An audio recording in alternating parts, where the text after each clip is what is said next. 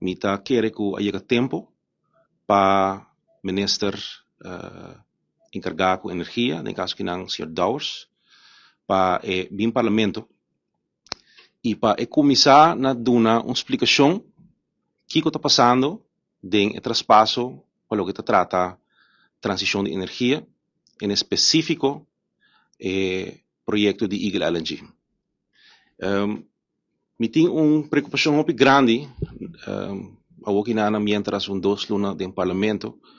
tá que o parlamento está o órgão mais alto no país Aruba. E me quer que nós se analisar tempo não de vida, tem diferente tempo, tem diferente época, temporada não, right? E nós temos tempo que lamentavelmente o parlamento de Aruba não arranha respeito que merece. No momento que governo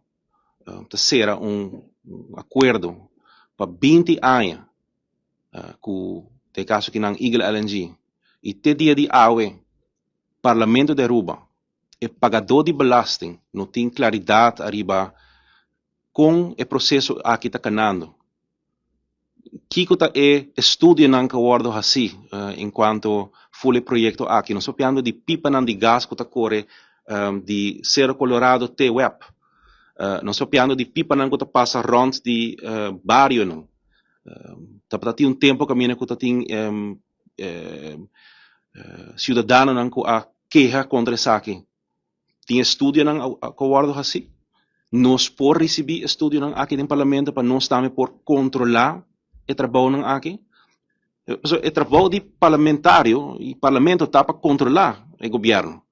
e nós não por fazer nosso trabalho correto devido se nós não por fazer informação pois me há uma carta que vai entregar na minister de caso que na nos voorzitter geleid door na sua excelência minister Douwers com diferente pergunta pero a pergunta principal está para se nós por convocar uma reunião e se está para minha parte lá que é uma reunião pública mesmo o povo de Aruba merece claridade arriba o processo aqui de Eagle LNG